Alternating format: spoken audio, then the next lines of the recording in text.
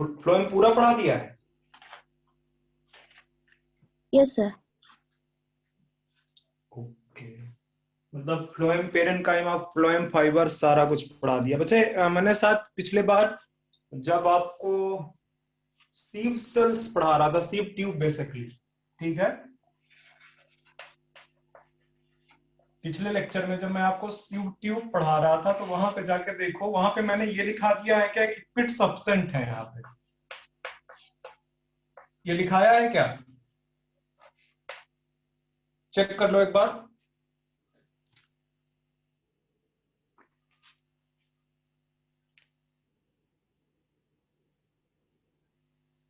अगर लिखाया है तो मुझे बताओ।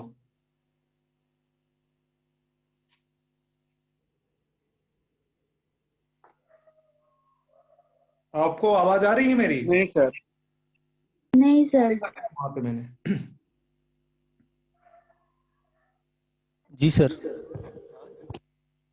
हेलो, मेरी आवाज आ रही है आप लोगों को? Yes sir. Yes sir. मैंने बोला ना कि जो सीव ट्यूब लिखाई है मैंने, वहां पे ये तो नहीं लिखा दिया पिट्स एब्सेंट है? मैंने सर नहीं लिया। ठीक है ठीक है, बस वही मुझे कंफ्यूजन हो रहा था थोड़ा। ठीक है, तो अब हम आज टिश्यू सिस्टम पढ़ना स्टार्ट करेंगे, ठीक है।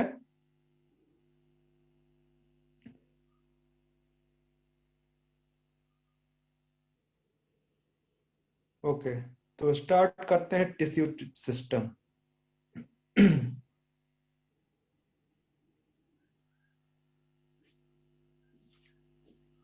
सर एल्बुमिनस सेल क्या है? बच्चे, एल्ब्यूमिनस सेल कंपेनियन सेल जैसे हैं जो कि आपके जिम्नोस्पर्म में पाए जाते हैं। ये क्वेश्चन एक बार पूछा गया था कि जो जिम्नोस्पर्म है उसमें जो एल्ब्यूमिनस सेल है वो किसका काउंटर पार्ट है, ठीक है, या किसको कॉम्प्लीमेंट कर रहा है, सॉरी कॉम्प्लीमेंट गलत होगा, किसका काउंटर पार्ट है, ठीक है। तो बेसिकली एंजियोस्पर्म में जो आपके कंपेनियन सेल होते हैं जो रेगुलेट करते हैं सीव ट्यूब की एक्टिविटी को, या सीव मेंबर बोल सकते हो एक्चुअली, ज्यादा स्पेसिफिकली बोलना चाहो, ठीक है। तो वैसे ही जिम्नोस्पर्म के केस में चूंकि कंपेनियन सेल वहां पे एब्सेंट होती हैं, वहां पे एल्बुमिनस सेल पाई जाती है। तो वो जो एल्बुमिनस सेल है वो रेगुलेट करती है सीव सेल की एक्टिविटी को, ठीक है। Okay sir. और जो सीव सेल है, और सीव, देखो मैं दोबारा से आपको एक चीज बता देता हूं। मैंने दो चीजें बताई थी, एक बताई थी सीव ट्यूब और दूसरा बताया था मैंने सीव सेल, ठीक है।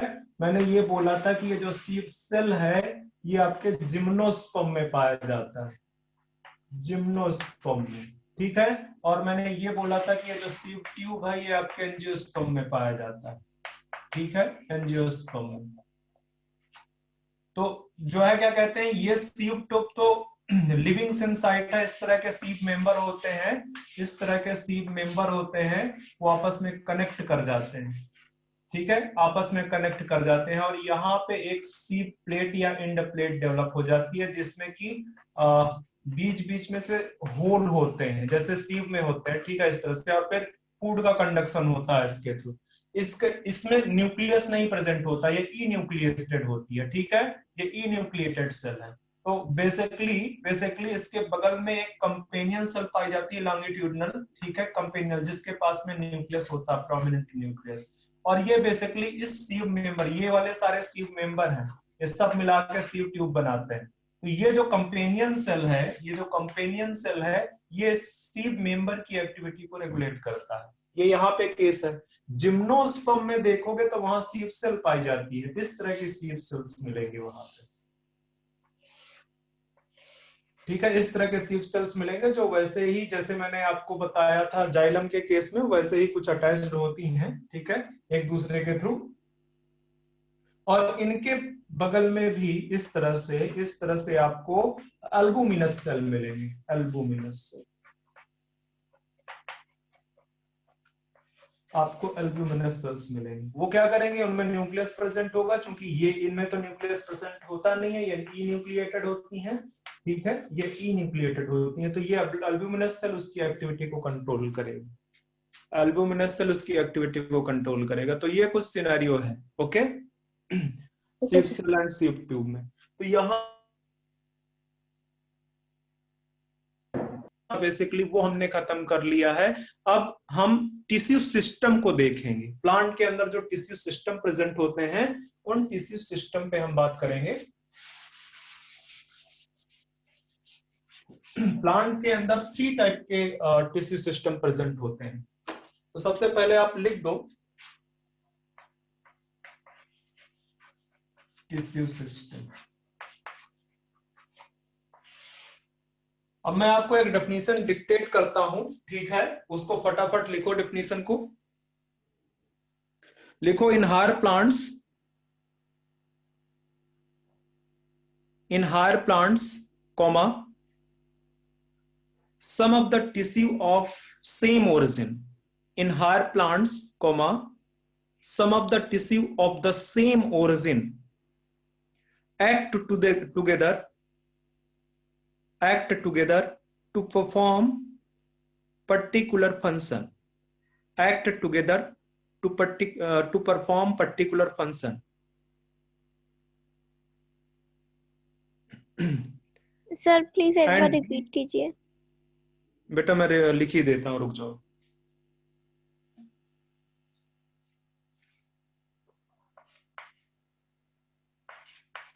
इन हायर प्लांट्स, जो हायर प्लांट्स हैं, some of the tissue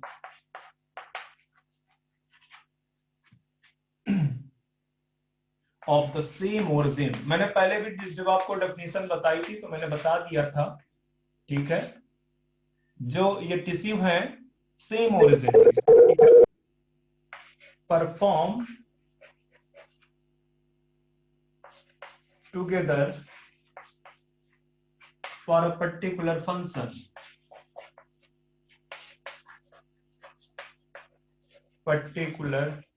function. अब देखो मैंने यहाँ पे फंक्शन को सेम नहीं लिखा, तो ध्यान में रखना मैंने सिर्फ ओरिजिन के बारे में लिखा है, ठीक है? कि in higher plant some of the tissue of the same origin okay, same origin perform together for a particular function is known as tissue system.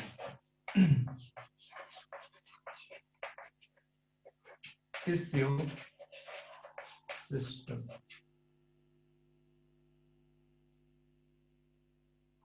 इनको आप बोलोगे टिश्यू सिस्टम, ठीक है? तो जो टिश्यू सिस्टम है आपको समझ में आ गया कि हायर प्लांट्स के केस में, ठीक है, जो कुछ टिश्यू हैं जो सेम ओरिजिन के हैं वो एक पर्टिकुलर फंक्शन परफॉर्म करना स्टार्ट करते हैं, उसी को हम बोलना स्टार्ट कर देते हैं टिश्यू सिस्टम। अब टिश्यू सिस्टम आपके प्लांट्स के केस में 3 टाइप्स के होते हैं। कौन कौन से हैं लिखते हैं, वो भी किस बेसिस पे इनको क्लासिफाई किया गया है,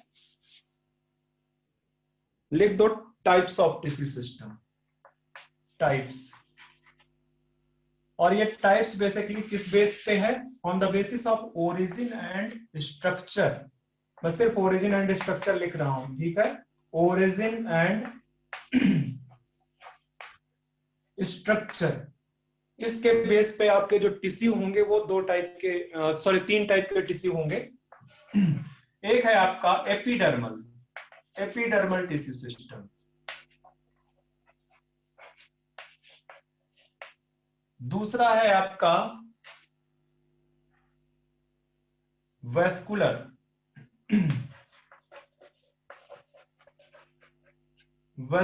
टिश्यू सिस्टम, ठीक है? और तीसरा आपका, एक मिनट मेरे दिमाग से स्किप कर रहा है,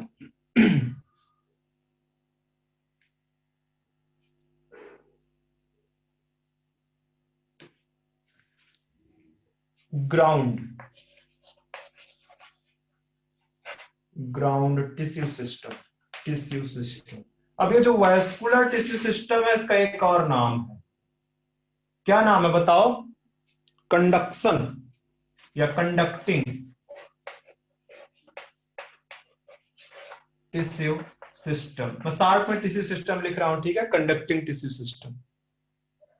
और जो ग्राउंड टिश्यू सिस्टम है इसका भी एक नाम है,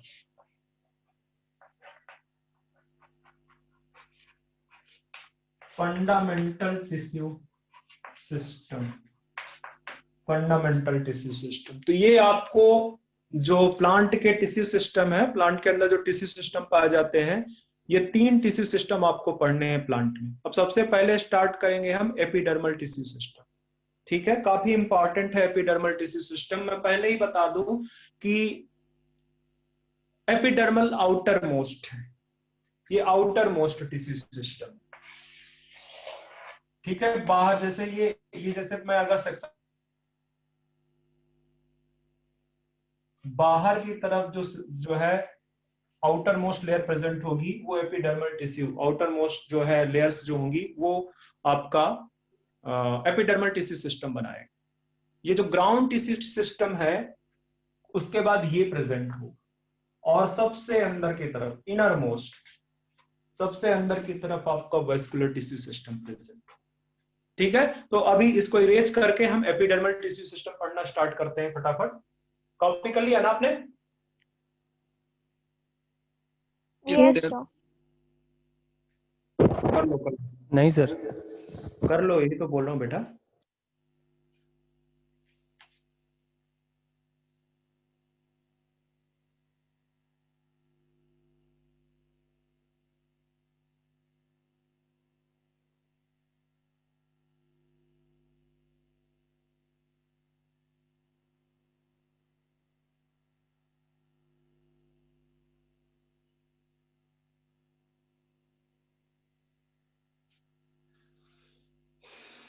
हो गया?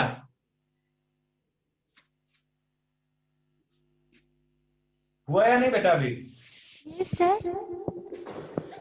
बच्चे बहुत इको क्रिएट हो रहा है आपके बोलने में, तो थोड़ा सा देखो बैकग्राउंड में क्या इको क्यों क्रिएट हो रहा है।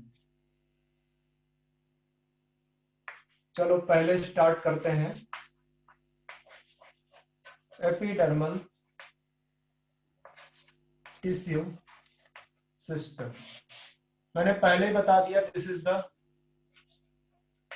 Outer most. तो आप ये लिख सकते हो कि outer most layers form epidermal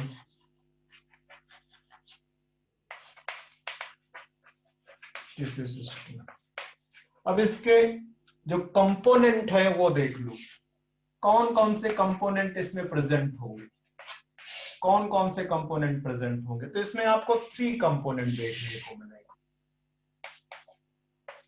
इसमें मतलब जो अभी अभी जैसे मैंने इस तरह से स्ट्रक्चर बनाया आपको इस तरह से, तो उसमें आपको इस तरह से मैंने कॉम्पैक्टली अरेंज सेल्स बना दी जिसको एपिडर्मिस बोलते हैं।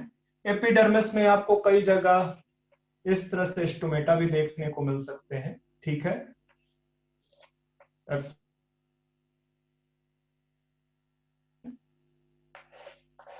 और यहीं से आपको कुछ हेयर्स जैसे स्ट्रक्चर्स भी देखने को मिल सकते हैं, कुछ हेयर्स जैसे स्ट्रक्चर भी आपको देखने को मिल सकते हैं। तो मैं यहाँ पे बताता हूँ कंपोनेंट में। सबसे पहले तो एपिडर्मल सेल लिख दो, या एपिडर्मल सेल या एपिडर्मिस भी लिख सकते हो, ओवरऑल एपिडर्मल सेल।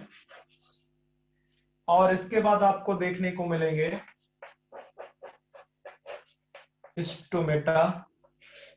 ठीक है, और सरफेस अपेंडेजेस बोल सकते हो आप यहाँ पे। ठीक है,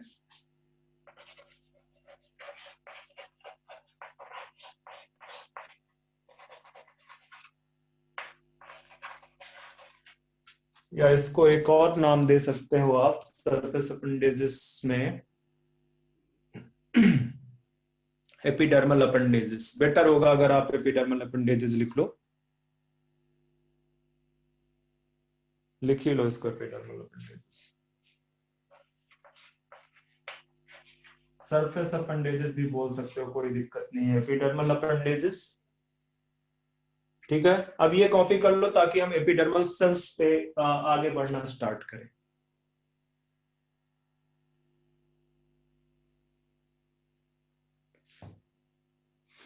या यहाँ पे एक और चीज लिख दो, अगर लिख ही रहे हो यहीं पे लिख दो, एपिडर्मल सेल्स ये एक्चुअली बनाती हैं एपिडर्मिस, तो यहीं पर लिख दो एपिडर्मिस। अब हम स्टार्ट करेंगे आपका एपिडर्मल सेल या एपिडर्मिस वाला रीजन।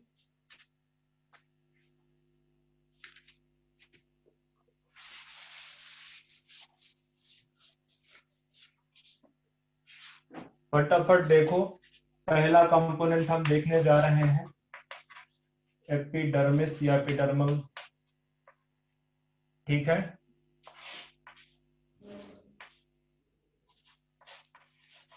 यहां पे मैं एक फिर से बनाने की कोशिश कर रहा हूं एपिडर्मल सेल। आप अगर जब भी, इतना तो ही है कि आपने पिछली क्लासेस में जब एनाटॉमी पढ़ी होगी तो देखा होगा कि सबसे बाहर की जो लेयर होती है वो इस तरह से कुछ आप बनाते हो, इस तरह से कुछ बनाते हो, आप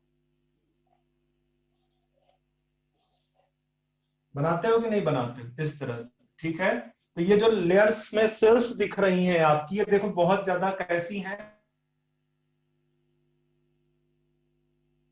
और मैं इन्हीं के आगे करेक्टरिस्टिक लिख देता हूं। ये आपकी एपिडर्मल सेल है, ठीक है, और ये कैसी है, कॉम्पैक्टली अरेंज्ड है, कॉम्पैक्टली अरेंज, कोई इंटरसेलुलर स्पेसेस नहीं प्रेजेंट है, ठीक है, कॉम्पैक्टली अरेंज्ड है, ठीक है, मतलब नो इंटरसेलुलर स्पेसेस, कोई इंटरसेलुलर स्पेस प्रेजेंट नहीं है इनमें। कोई दिक्कत, अभी तक बात समझ में आ रही है ना, कि सेल्स जो है कॉम्पैक्टली अरेंज्ड है, सेल आप देख लो कॉम्पैक्टली अरेंज्ड है, ओके, एंड इंटरसेलुलर स्पेसेस नहीं प्रेजेंट है, ठीक है। सेल कैसी है, सेल का शेप देखा जाए, ठीक है, इलोंगेटेड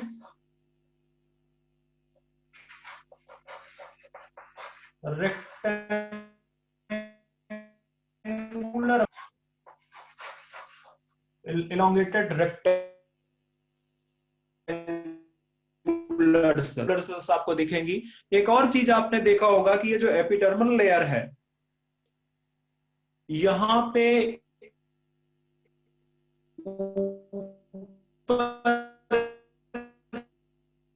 तरफ वैक्स की एक लेयर प्रेजेंट होती है, ठीक है, जिसको क्यूटिकल बोलते हैं। मेरे पास आप यहाँ पे इस तरह से बना लो, मैं थोड़ा सा स्पेस देके बना देता हूं, हालांकि स्पेस होता नहीं है, ठीक है।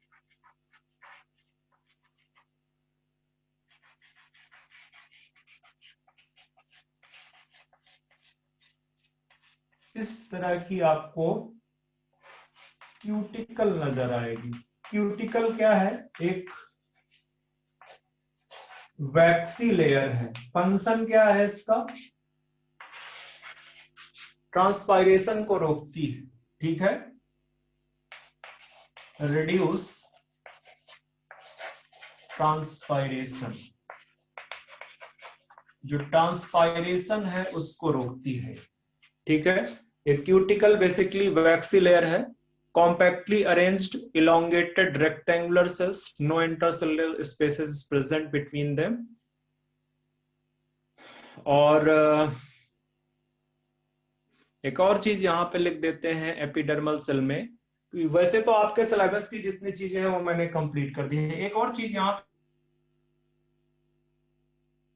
जनरली ये सिंगल लेयर होती है, generally single layer, but exception अगर देखा जाए इसका, फाइकस, मल्टी लेयर दिखेगा, एक्सेप्शन फाइकस। फाइकस यहां पे जो एपिडर्मिस है, एपिडर्मिस है जो, वो कैसी होगी, मल्टी लेयर्ड होगी। एपिडर्मिस आपको मल्टी लेयर देखने को मिल जाएगी।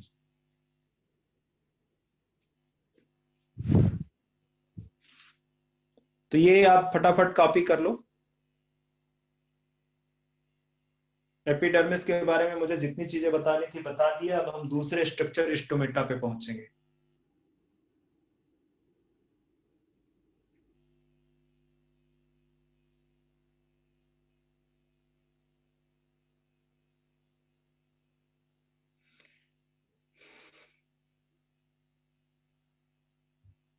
बढ़े आगे? Yes, sir.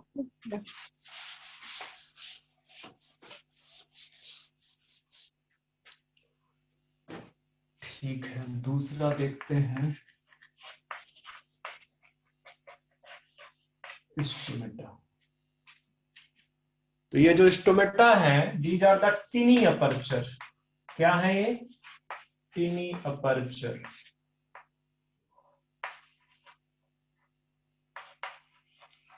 प्रेजेंट ऑन, कहां पे प्रेजेंट होंगे? अभी तो बनाया था मैंने, एपिडर्मिस। मतलब फिर से देख लो एक बार।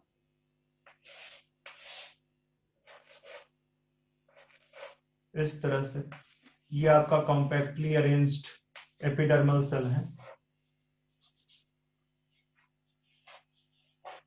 ये कॉम्पैक्टली अरेंज्ड एपिडर्मल सेल है। यहीं पे टिनी अपर्चर्स प्रेजेंट है। This tiny aperture is known as stomata. Stomata, ठीक है। आगे बढ़े अगर हम इसी में, तो स्टोमेटा में बेसिकली आपको, ये जैसे स्टोमेटा का मैं अलग से पिक्चर बना रहा हूं, स्टोमेटा का अलग से पिक्चर बना रहा हूं मैं यहां पे।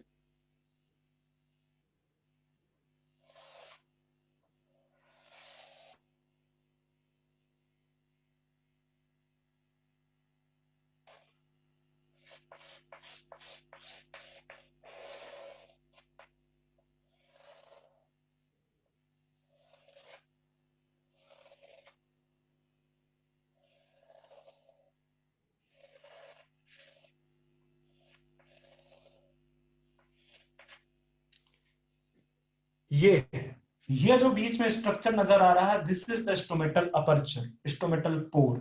और उसके बगल में ये जो दो सेल्स नजर आ रही हैं, these are the guard cell. तो ये गार्ड सेल है आपकी, ठीक है। मैं एक पिक्चर इसमें से इरेज कर दूंगा ताकि मुझे थोड़ा स्पेस मिल जाए बताने के लिए आपको, ठीक है। ये आपने साथ बना लिया होगा, उसी का स्ट्रक्चर मैं आपको दिखा रहा हूँ, डिटेल्ड स्ट्रक्चर, ठीक है। इसके चारों तरफ आपको, इसके चारों तरफ ये जो गार्ड सेल है, गार्ड सेल के चारों तरफ आपको सब्सिडियरी सेल्स नजर आएंगे। इस तरह से आपको चारों तरफ सब्सिडियरी सेल्स नजर आएंगे, इस तरह से। तो ये जो है, ये बेसिकली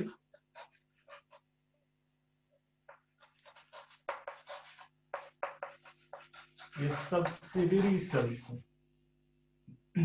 और ये जो सेल्स आपको दिख रही हैं, दीज आर गार्ड सेल्स। ये आपकी गार्ड सेल्स है, ठीक है। Subsidiary cells and guard cells. ये जो अंदर से पोर नजर आ रहा है, दिस इज द पोर। इसको लिख दो, दिस इज स्टोमेटल पोर और अपर्चर। स्टोमेटल पोर और अपर्चर। स्टोमेटल पोर और अपर्चर। इतना चीज अगर आपने देख लिया है तो एक चीज और ध्यान से देखो, guard cell plus stomatal pore और अपर्चर, इसको बोलते हैं स्टोमेटा। मतलब अगर आपसे कोई क्वेश्चन पूछता कि स्टोमेटा में क्या क्या है, तो स्टोमेटा में गार्ड सेल है। गार्ड सेल के अंदर जो पोर है, बेसिकली गार्ड सेल ही वो पोर को क्लोज या ओपन कर रही हैं, तो उनको मिला के स्टोमेटा बोलते हैं। प्लस अगर उसमें सब्सिडियरी सेल्स भी ऐड कर दी जाए, तो ये सब पूरा का पूरा कॉम्बिनेशन मिला के इसको बोलते हैं स्टोमेटल ऑपरेटस। इसको क्या बोलते हैं? Stomatal apparatus. तो ये आपके पास में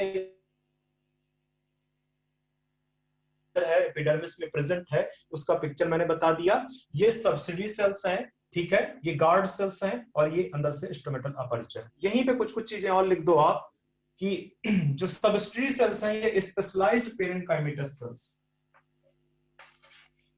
स्पेशलाइज्ड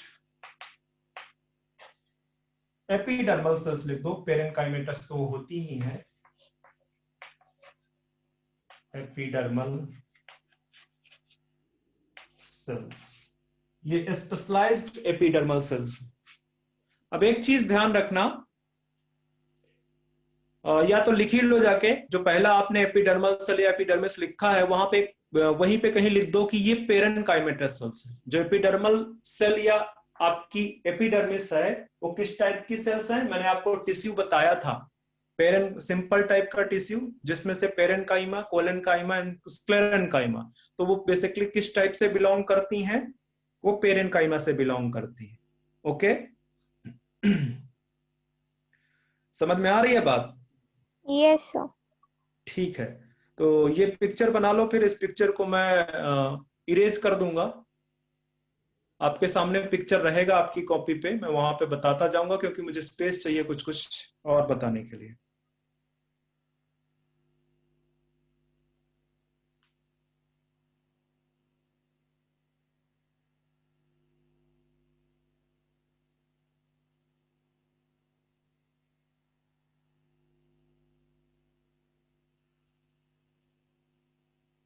हो गया?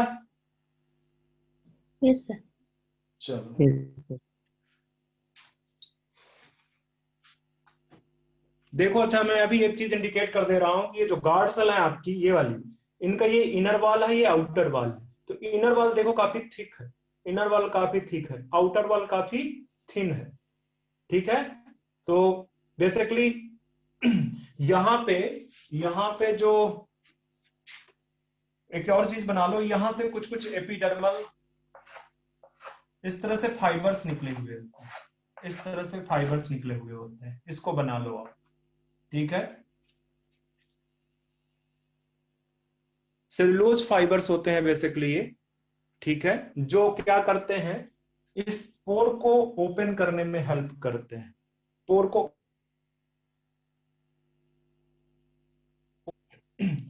तो मैं अभी इसको इरेज करके मैं वापस से कुछ कुछ चीजें बताऊंगा आपको।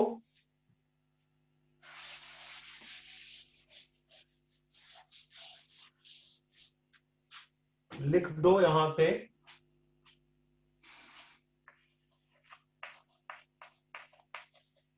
किनी अपर्चर, जिसको आप स्टोमेटल पोर बोल रहे हो, इज गार्डेड बाय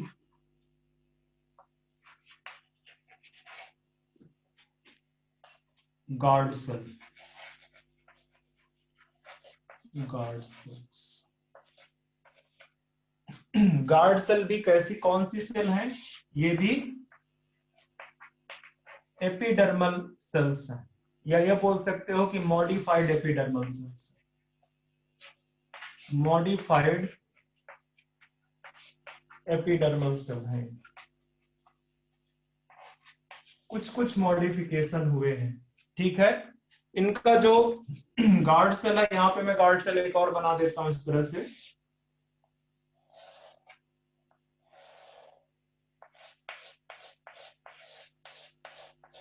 ये बेसिकली जो है क्या कहते हैं, ये इनर वॉल है, जो कि कैसी है, थिक है। और ये वाली जो है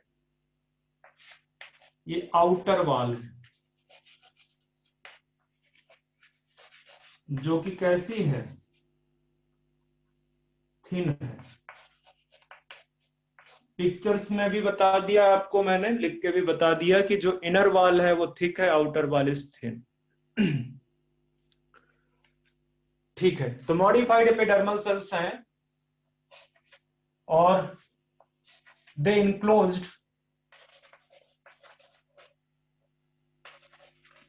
स्टोमेटल अपर्चर, स्टोमेटल अपर्चर। इनमें कई सारे पॉइंट्स हैं, पता नहीं इसमें पूरा आ पाएगा कि नहीं। स्टोमेटल अपर्चर है। एक और चीज है कि ये जनरली आप देखोगे कि एपिडर्मिस में क्लोरोप्लास्ट एब्सेंट होता है, जनरली एपिडर्मिस में क्लोरोप्लास्ट एब्सेंट होता है, बट ये एपिडर्मल सेल है जहां पे क्लोरोप्लास्ट प्रेजेंट होता है, तो आप लिख दो यहां पे। ठीक है,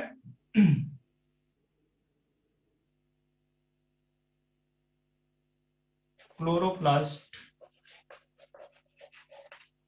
present in epidermal cell।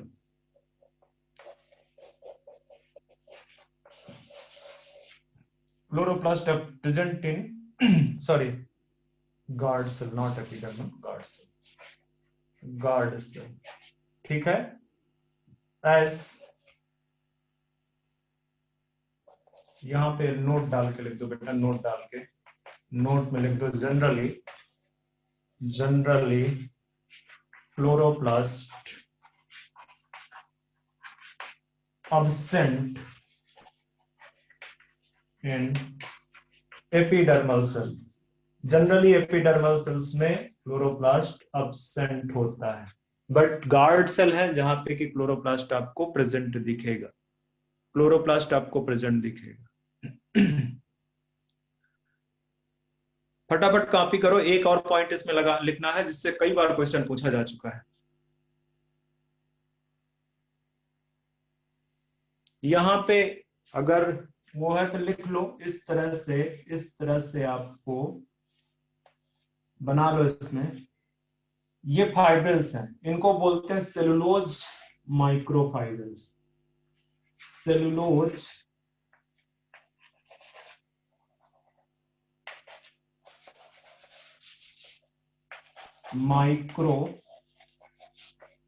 Microfibrils, cellulose microfibrils.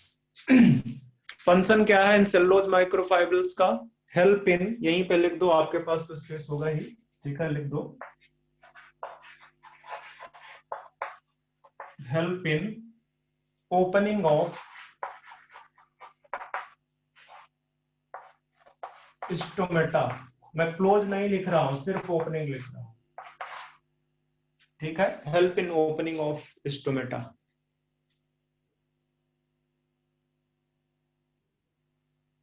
Copy कर लिया आपने? Yes sir.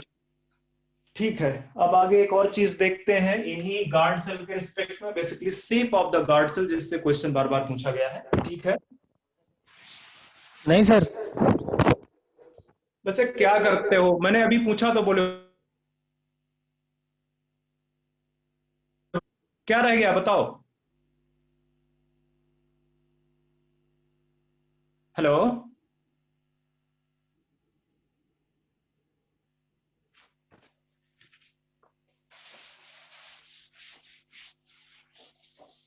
वीडियो में देख लेना, वीडियो में आपको अवेलेबल है ये सारी चीजें। या तो टाइम से बता दिया करो कि आप नहीं लिख पाए हो, क्योंकि बाद में जब मैं एक बार, इतना बड़ा नहीं है कि मैं एक बार करता हूं पूरा इरेज कर जाता है। मैं आपको बोल रहा था गार्ड सेल के रिस्पेक्ट में कि गार्ड सेल्स जो है आपकी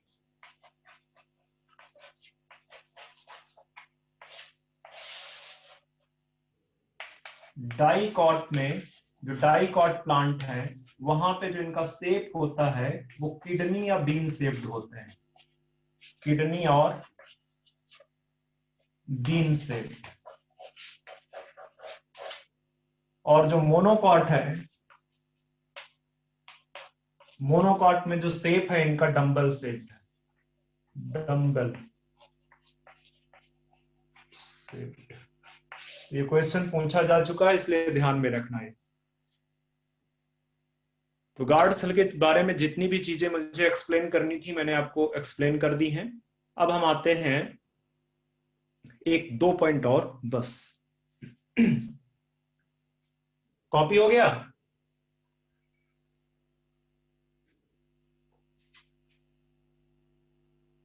हो गया बच्चे copy? Yes sir. Okay.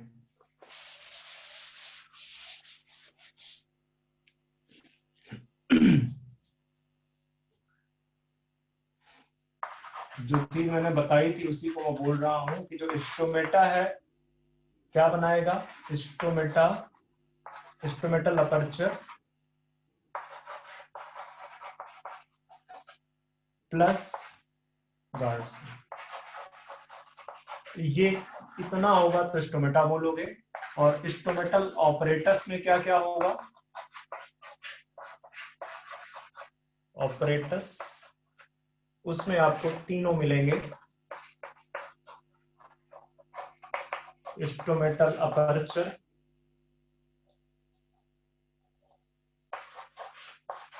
Aperture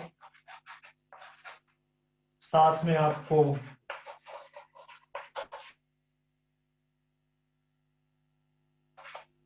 और सब्सिडरी सेल्स, जो सब्सिडरी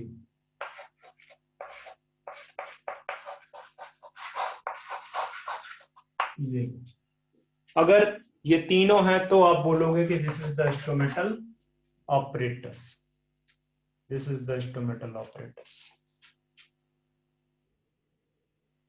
तो मैंने आपको इंस्ट्रूमेंटा के बारे में बता दी बातें। अब हम आपको डिस्कस करेंगे किस चीज के बारे में, जो एपिडर्मल अपेंडेजेस थे। एपिडर्मल अपेंडेजेस के बारे में डिस्कस करेंगे हम।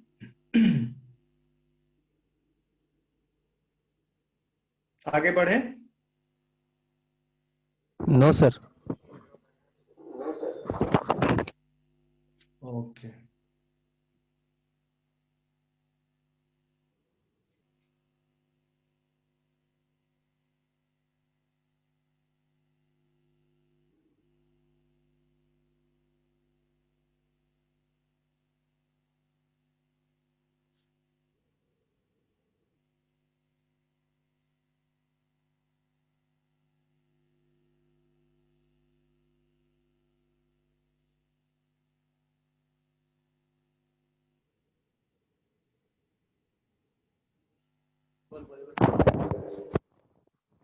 इतना जी सर। इसे तो काफी तेजी लिख लेना चाहिए आप लोगों को, इतना कम तो बोर्ड पे लिखा हुआ है। चलो अब आते हैं तीसरे कंपोनेंट पे। इंस्ट्रूमेंटा हो गया, तो आते हैं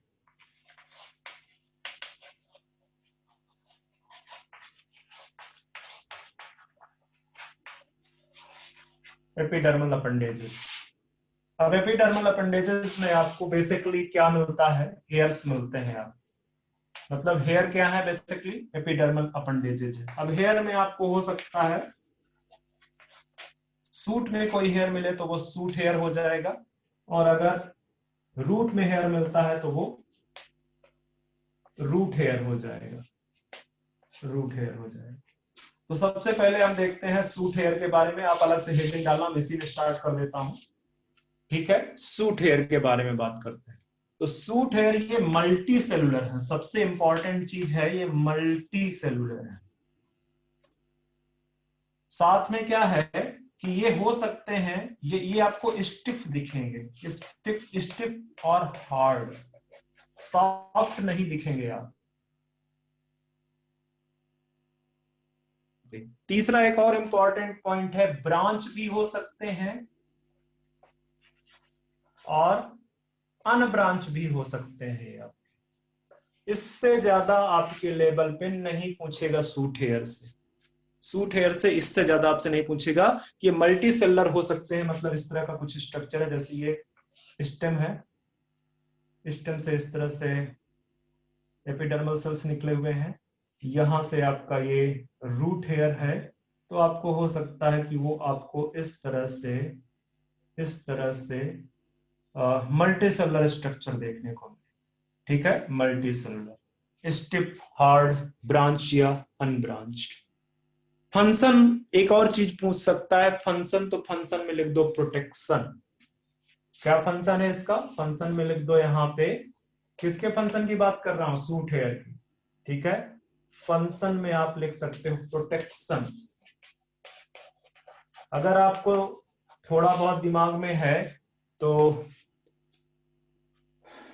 एक होता है बिच्छू प्लांट, अगर उस पे आप हाथ चलाते हो तो उसके लीफ में भी होते हैं, उसके लीफ में भी हेयर्स होते हैं। तो आपको बिल्कुल कुछ समय के लिए लगता है आपका हैंड बिल्कुल शून्य हो चुका है, मतलब इनएक्टिव हो चुका है। ठीक है, तो वो बेसिकली उसमें थोड़ा थोड़ा कुछ केमिकल होता है जिसकी वजह से ऐसा होता है। ठीक है, और वो बेसिकली उसके प्रोटेक्शन के लिए है। ठीक है, उसके लिए उसका जो सूट हेयर है उसमें वो सारी चीजें होती हैं। इसी तरह से बहुत सारे हर्बीवोर्स जो होते हैं वो बेसिकली उन हर्ब्स को खाते हैं, उन्हीं से प्रोटेक्शन करता। तो ये प्रोटेक्शन के लिए सूट हेयर्स वहां पे प्रेजेंट है। समटाइम्स ये भी बोलते हैं कि they reduce transpiration, they reduce transpiration.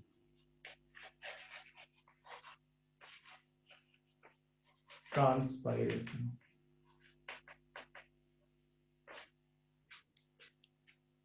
तो फटाफट कॉपी करो ताकि हम आगे जो है क्या कहते हैं रूट हेयर को एक्सप्लेन कर सकें।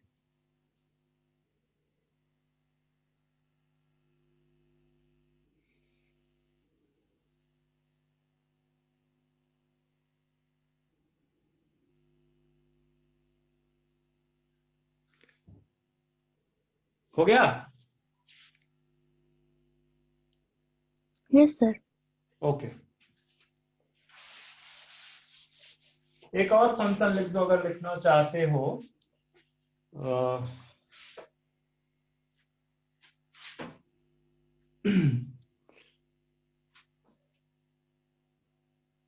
जस्ट अभी दिमाग में आया था इसका फंक्शन सूट हेयर का। एक तो ट्रांसपायरेशन रिड्यूस कर रहा है, प्रोटेक्शन दे रहा है हर्बीवोर्स को। सिक्रीटरी, थर्ड एक और फंक्शन लिख दो सिक्रीशन, वो जो मैंने अभी बताया था। ठीक है, थर्ड आप वहां पे लिख दो सिक्रीशन, फंक्शन में ऐसे करके लिख दो सिक्रीटरी। सिक्रीटरी फंक्शन कुछ कुछ केमिकल रिलीज करता है, बेसिकली वो कुछ कुछ केमिकल्स रिलीज करता है। ठीक है, तो उसको लिख दो। अब इसके बाद आगे बढ़ते हैं रूट हेयर। रूट हेयर, तो जो रूट हेयर है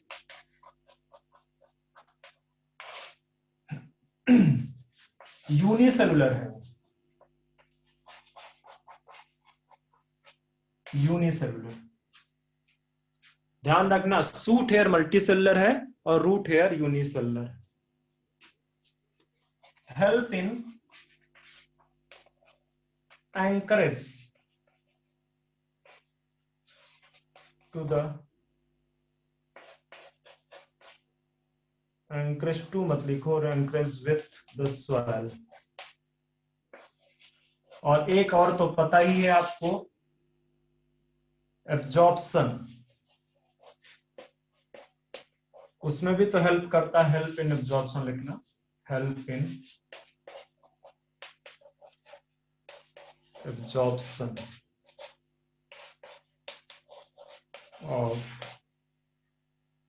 मिनरल्स, मिनरल्स के एब्जॉर्प्शन में हेल्प करता है। तो ये रूट हेयर के बारे में हमने डिस्कस कर दिया। तो यहां से एपिडर्मल वाला पार्ट आपका कंप्लीट हो चुका है। ठीक है, एपिडर्मल में टिश्यू सिस्टम में जितने भी कंपोनेंट थे वो मैंने आपको डिस्कस कर दिए। नेक्स्ट आते हैं ग्राउंड टिश्यू सिस्टम, ठीक है, या fundamental tissue system.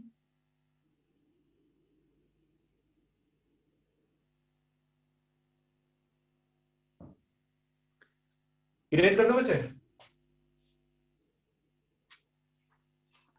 Yes, sir.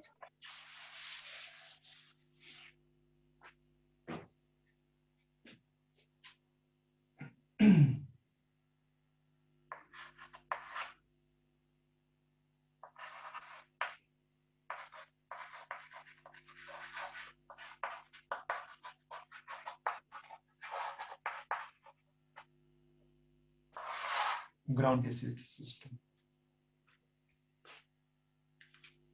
लिख दो यहां पे कि जितने भी टिश्यूज हैं इस एक्सेप्ट एपिडर्मिस और वैस्कुलर टिश्यू, उनको छोड़ के जितना भी आपको टिश्यू प्लांट में दिखेगा वो सारा का सारा क्या दिखेगा, ग्राउंड टिश्यू दिखेगा। ठीक है, तो लिख दो all the tissue, all the tissue except, except आपका कौन कौन सा, इस तरह से मतलब लिखो कंफ्यूज हो जाओगे आप। एक्सेप्ट एपिडर्मिस एंड वैस्कुलर, इन दो को छोड़ के जितना भी आपको मिलेगा वो सब ग्राउंड टिश्यू सिस्टम। अब ग्राउंड टिश्यू सिस्टम के अगर कंपोनेंट की बात किया जाए, कंपोनेंट की, तो चलो बताना स्टार्ट करो। एपिडर्मिस के नीचे क्या प्रेजेंट होता है? सारे प्लांट में जो यूनिवर्सल हो उसका बताना, ऐसा मत बताना कि जो है क्या कहते हैं नहीं पता। क्या करते हो तुम लोग?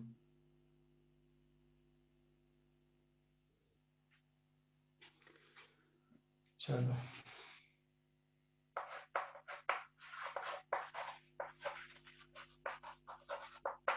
जस्ट एपिडर्मिस के नीचे आपको हाइपोडर्मिस मिलेगी। फिर क्या मिलेगा?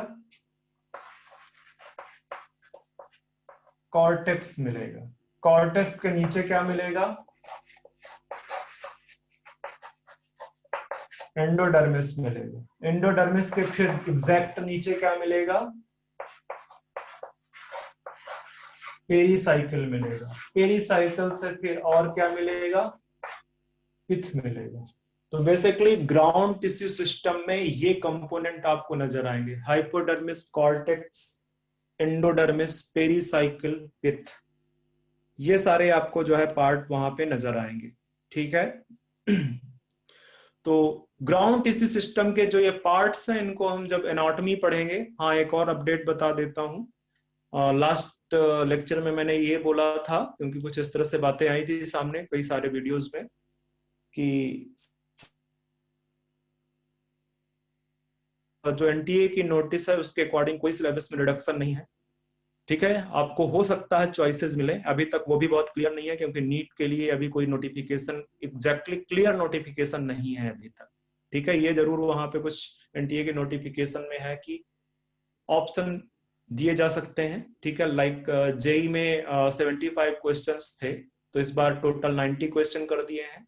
अब 95 में से 75 करने हैं, तो हो सकता है कि इस तरह का कुछ पैटर्न आपको नीट में भी दिखे। ठीक है, तो सिलेबस आपका रिड्यूस नहीं हुआ है, सब कुछ आपको पढ़ना है, XYZ जो भी है। ठीक है, और तो अभी हम ये जो ग्राउंड टिश्यू सिस्टम में जो hypodermis, cortex, endodermis, pericycle, pith, ये सारे पार्ट बार बार एनाटॉमी में पढ़ेंगे, मतलब internal structure of dicot stem root या मोनोकॉट स्टेम रूट वहां पे दिखेंगे। ठीक है, तो अभी के लिए इसमें थोड़ा सा एक पॉइंट और ऐड कराऊंगा बस, बाकी फिर हम वेस्कुलर टिश्यू में चले जाएंगे। ठीक है, वेस्कुलर टिश्यू हम वैसे भी कुछ कुछ चीजें वैसे पढ़ चुके हैं, जो नहीं पढ़े हैं वो यहाँ पे डिटेल में डिस्कस होगा। ठीक है, एक और चीज लिख दो कि ये जो चीजें पाई जा रही हैं आपकी, ये जो कंपोनेंट है, ये आपके रूट एंड स्टेम में मिलेंगे। ये जो कंपोनेंट है ये रूट और स्टेम में मिलेंगे। लीफ में जो है आपको मीजोफिल मिलेगा, एपिडर्मिस को छोड़ के, वेस्कुलर टिश्यू को छोड़ के सिर्फ वहां पे मीजोफिल होता है, तो मैं उसको भी लिख देता हूं यहाँ पे। ठीक है, उसको भी मैं यहाँ पे लिख देता हूं।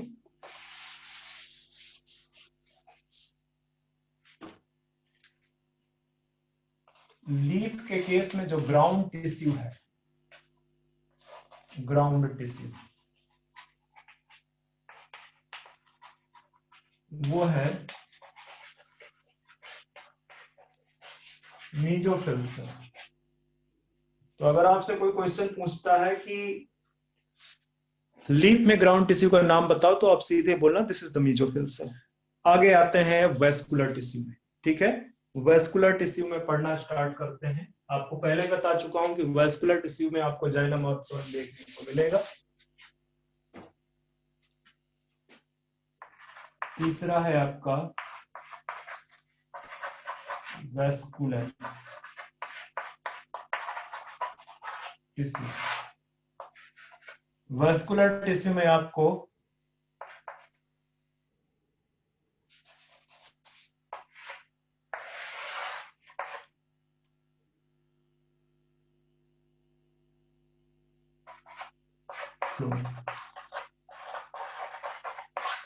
जाइलम और फ्लोएम देखने को मिलेगा।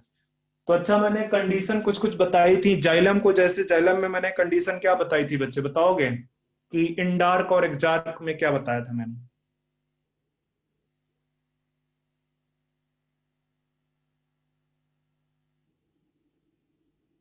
सुन रहे हो मेरी बात आप? इंडर्क में metaxylem towards periphery and protoxylem towards center and exarch के opposite। ठीक है, चलो तो आगे देखते हैं, कुछ कुछ चीजें देखते हैं अभी हम। यहाँ पे बेटर होगा लिख दो कंपोज्ड ऑफ, लिख दो कंपोज्ड ऑफ, हालांकि नहीं भी लिखोगे तब भी दिया, पर कई बार दिमाग काम नहीं करता है, तो लिख लो composed of xylem and phloem. चलो अब लिख दो वेस्कुलर टिश्यूज में जो बेसिकली टिश्यू है वो बंडल के फॉर्म में रहते हैं, ठीक है, अपने अपने ग्रुप बना के रखते हैं, उस ग्रुप को बंडल बोल सकते हो, ठीक है, या आप बोल सकते हो ग्रुप भी, ठीक है, पर बंडल बेटर टर्म है तो इसलिए हम यहाँ पे यूज कर रहे हैं, ठीक है, कि वेस्कुलर टिश्यू जो प्रेजेंट है वो ग्रुप्स में प्रेजेंट है, उनको वेस्कुलर बंडल बोलते हैं। तो यहाँ पे देखते हैं type of vascular bundle. Vascular bundle के टाइप देखते हैं, तो जब वेस्कुलर बंडल के टाइप देखोगे तो आपको दो टाइप का देखने को मिलता है। आपका एक है रेडियल और दूसरा है कंजॉइंट।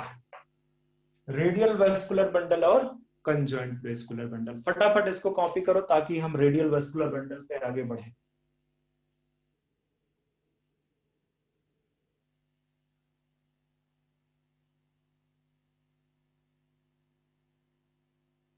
हो गया? चलो रेडियल देखते हैं।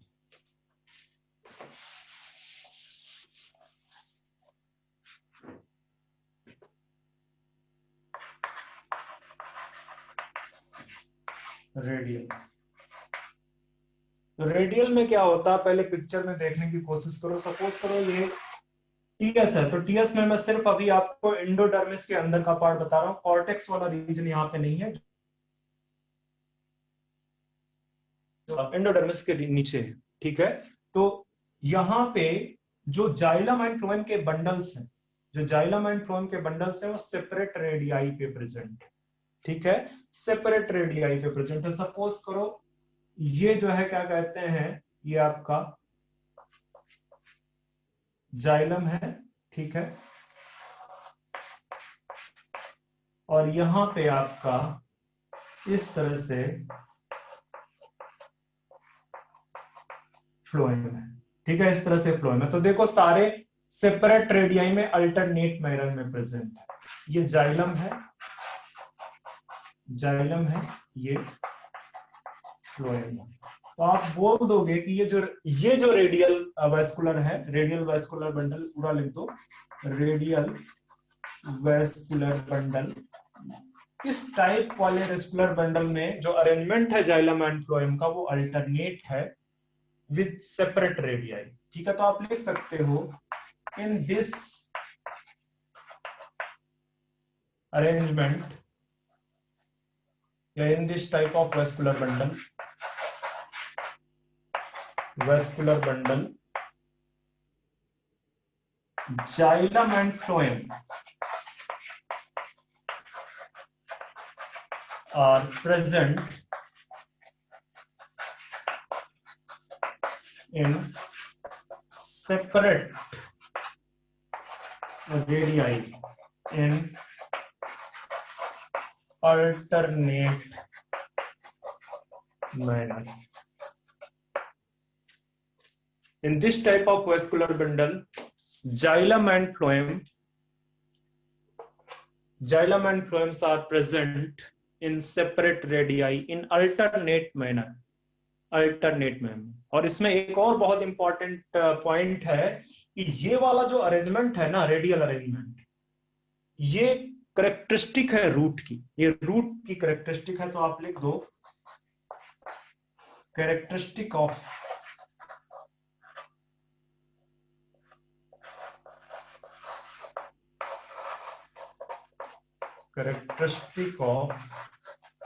रूट।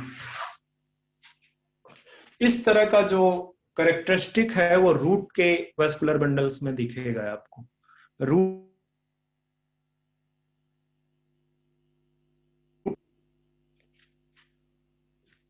क्लियर? अब आते हैं एक्सेप्शन है इसका, एक्सेप्शन देख लेते हैं। टर्निप एंड रेडिस, एक्सेप्शन लिख दो, रूट में यहीं पे लिख दो,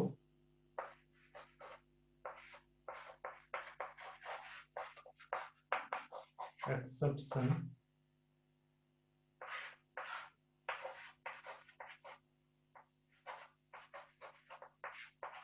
टर्निप, रूट। आते हैं नेक्स्ट। फटाफट कॉपी करो बच्चे, कॉपी हो गया होगा शायद। turnip and root. Turnip, turnip बेटा, turnip, TURNIP। Radish. Sorry sorry sorry, मैंने रूट लिख दिया ना वहां पे, ओहो।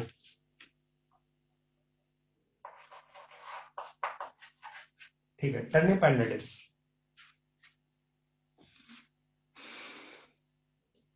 तो ये तो हो गया है आपका रेडियल वेस्कुलर बंडल। आते हैं कंजॉइंट में। तो जैसे मैंने यहाँ पे बताया था कि जो वेस्कुलर बंडल्स हैं, ग्रुप्स हैं जो बेसिकली जाइलम एंड फ्लोएम के, यहाँ पे सेपरेट उसमें प्रेजेंट है।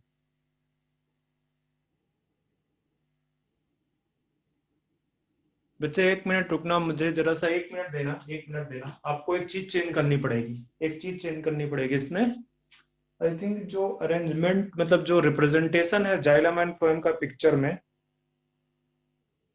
इस पे मैं थोड़ा कंफ्यूज हूं। माइट बी चांसेस कि ठीक हो।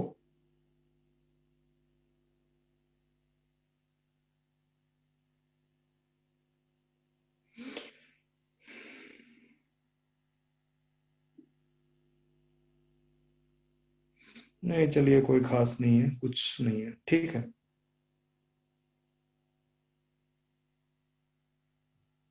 चलो आगे आते हैं।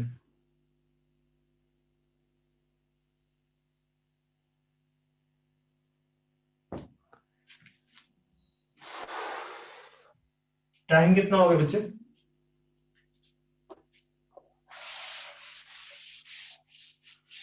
Two 48.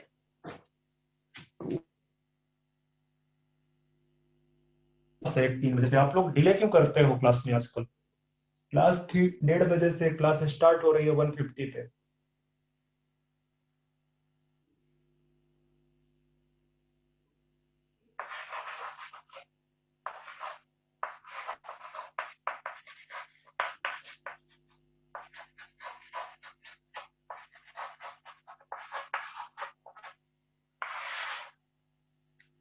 कंजॉइंट टाइप का जो वेस्कुलर बंडल है, यहां पे इस वाले अरेंजमेंट में जाइलम एंड फ्लोएम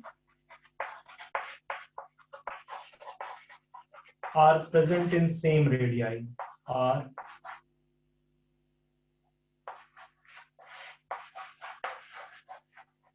प्रेजेंट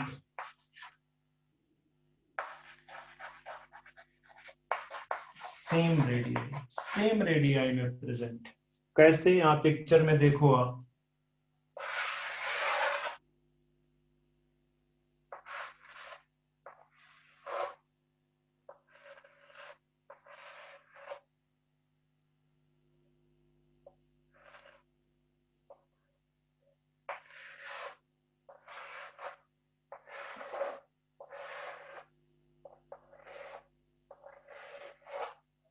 इस तरह से यहां पे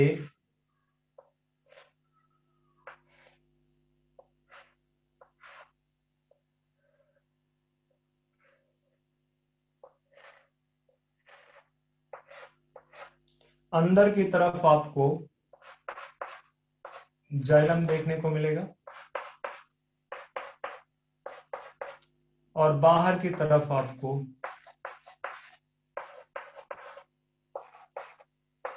फ्लोएम देखने को मिलेगा। ठीक है, तो देखो ये सेम रेडियाई में, एक और बना देते हैं, खाली स्पेस सा लग रहा थोड़ा।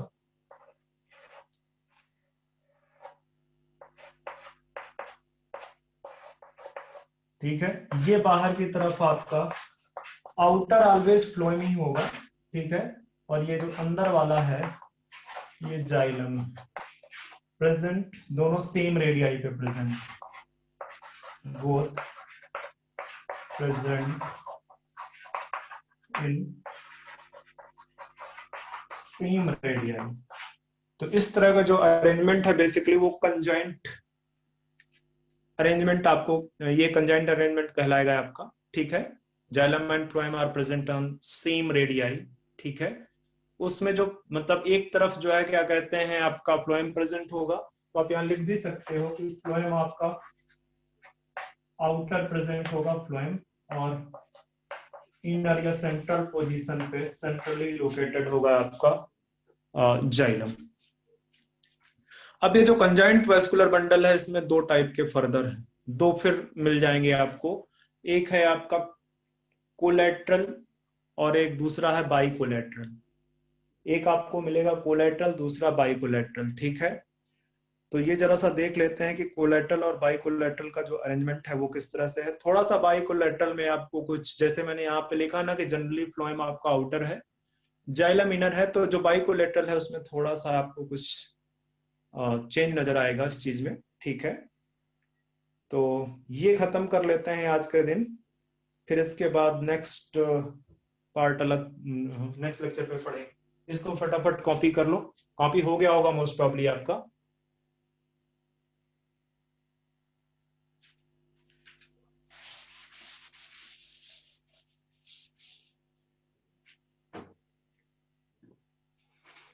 लिख दो नीचे की तरफ की जो कंजॉइंट है, कंजॉइंट आपका टू टाइप का, एक है आपका कोलेट्रल और दूसरा है आपका बाई कोलेट्रल, ठीक है। तो जो कोलेट्रल है आपका उसका पिक्चर देखो, मैं पिक्चर ऑलरेडी वहां पे बना चुका हूं, तो यहाँ पे मैं सिर्फ एक ही वेस्कुलर पैचेस को मैं दिखाऊंगा, एक ही उसमें दिखाऊंगा, ठीक है। तो यहाँ पे कोलेट्रल में जो अभी आप पोजीशन देख के आए हो वो वाली है, ये इस तरह का, बाहर की तरफ इस तरह से ये फ्लोएम है और अंदर वाला ये जाइलम है, अंदर वाला ये जाइलम, और ये बीच में जो कुछ आपको नजर आ रहा है दिस इज कैम्बियम, ये कैम्बियम है। इसका भी अभी एक चीज बताऊंगा इसमें। और जो बाई कोलेट्रल है, बाई कोलेट्रल में कुछ इस तरह से आपको नजर आएगा।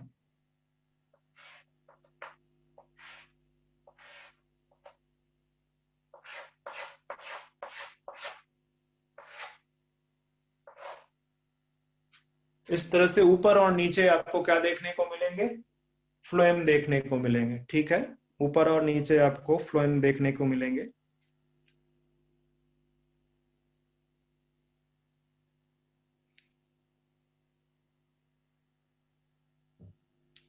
ये बाई कोलेट्रल है, यहाँ पे लिख दो बेसिकली, ये फ्लोएम है,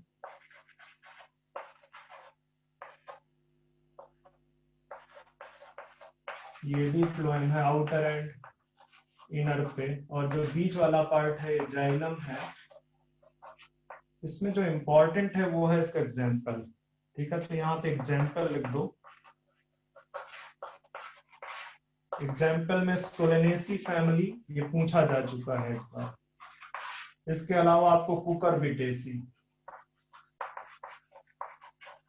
कुकुरबिटेसी, एपोसाइनेसी है बट रहने दो आप, एपोसाइनेसी रहने दो, ये दो याद रखना। सोलेनेसी पूछा जा चुका है, ठीक है। यहाँ पे रखना, यहाँ पे ये ऑलवेज आउटर होगा, ये ऑलवेज आउटर होगा, और ये ऑलवेज सेंट्रल पोजीशन ऑक्युपाई करेगा, ऑलवेज सेंट्रल पोजीशन पे होगा। और कंजॉइंट वाला जो है, this is the characteristic of stem, characteristic of stem vascular bundle. Stem vascular bundle पे आपको कंजॉइंट टाइप का अरेंजमेंट मिलेगा।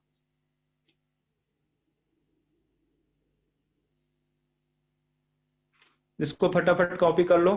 तो एक मैं 2 मिनट के अंदर आपको एक और चीज बता देता हूं, बस यहीं पे फिर क्लोज कर देंगे हम।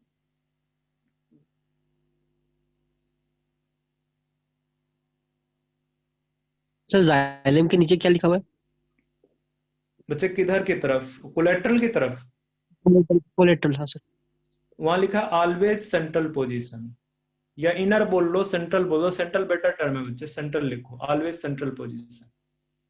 जो मैंने अभी आपको लिखाया था ना, जब स्टार्टिंग किया मैंने, तो कंजॉइंट में मैंने आपको बताया कि जनरली फ्लोएम आपका आउटर है, पर बाई कोलेट्रल में फ्लोएम दोनों तरफ प्रेजेंट होता है, तो वहां पे वो पूरी तरह से सही नहीं है। पर यहाँ पे जो कोलेट्रल है, यहाँ पे ऑलवेज आपको फ्लोएम बाहर की तरफ होगा और जाइलम अंदर की तरफ होगा, सेंट्रल पोजीशन की तरफ।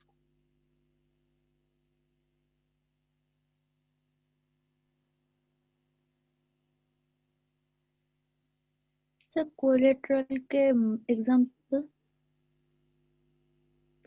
बच्चे कोलेट्रल का एग्जाम्पल इनको छोड़ दो ना, सोलेनेसी और कुकुरबिटेसी को। तो आपकी जो फैबिएसी फैमिली है, आपका मोनोकॉट फैमिलीज, ठीक है, ज्यादातर मेजॉरिटी ऑफ द मैंगो रख लो आप, ठीक है। Okay sir. बहुत सारे प्लांट जो भी आपको दिखेंगे, सोलेनेसी कुकुरबिटेसी हटा लेंगे।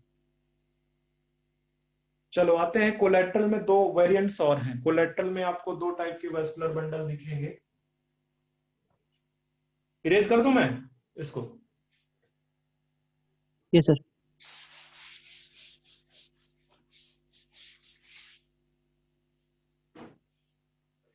चलो कोलेट्रल वाले में देखो आप, कोलेट्रल इसमें आपको दो टाइप के मिलेंगे। एक ओपन कोलेट्रल मिलेगा, ओपन कोलेट्रल, मैं पूरा नहीं लिख रहा हूं कोलेट्रल, ठीक है। दूसरा आपको क्लोज्ड कोलेट्रल मिलेगा, क्लोज कोलेट्रल मिलेगा। तो ओपन वाला बिल्कुल वैसा ही पिक्चर बनेगा जो आपने अभी बनाया है, इस तरह से। ये आपका फ्लोएम है और ये आपका जाइलम है, बीच में कैम्बियम प्रेजेंट है। तो अगर कैम्बियम प्रेजेंट है, अगर जाइलम एंड फ्लोएम के बीच में कैम्बियम प्रेजेंट है, तो वो ओपन होगा, ठीक है। If cambium present between xylem and phloem, xylem and phloem, xylem and phloem के बीच में अगर ये आपका कैम्बियम प्रेजेंट है, तो वो ओपन होगा, ठीक है, वो ओपन कोलेट्रल होगा। एग्जाम्पल है dicot stem, dicot and gymnosperm, ठीक है। यहाँ पे मैं लिख देता हूँ इसका एग्जाम्पल, ठीक है। एग्जाम्पल मैं यहाँ लिख देता हूँ, डाइकॉट एंड जिम्नोस्पर्म स्टेम। जो स्टेम है डाइकॉट एंड जिम्नोस्पर्म्स के, वहां पे आपको ओपन कोलेट्रल वेस्कुलर बंडल देखने को मिलेगा। जबकि क्लोज्ड कोलेट्रल वेस्कुलर बंडल में कैम्बियम एब्सेंट होगा। यहाँ पे क्या होगा? कैम्बियम एब्सेंट, या इस तरह से लिख दो, no cambium between xylem and phloem patches. Patches वही बंडल, ठीक है, फ्लोएम पैचेज। यहाँ पे इस तरह से पिक्चर बनेगा आपका, सिर्फ कैम्बियम हटा देना, सिर्फ आपका कैम्बियम हटा देना, इस तरह से, ठीक है। तो ये आपका क्लोज टाइप का कोलेट्रल वेस्कुलर बंडल है। एग्जाम्पल है इसमें स्टेम ऑफ मोनोकॉट, जो मोनोकॉट के स्टेम है जनरली वहां पे आपको देखने को मिलेगा, स्टेम ऑफ मोनोकॉट। जो मोनोकॉट के स्टेम है आपको वहां पे देखने को मिलेगा, इस तरह का वेस्कुलर अरेंजमेंट। कैम्बियम एब्सेंट होगा बेसिकली, ठीक है। तो आज के लिए बस इतना ही, क्योंकि 3 बजे से मेरा फिर से क्लास है, तो फिर मैं अभी आगे कंटिन्यू नहीं कर सकता। हालांकि मेरा 20 मिनट का नुकसान कर दिया आप लोगों ने। नेक्स्ट कोशिश करिएगा जल्दी आओ। Okay, Thank you, sir. Thank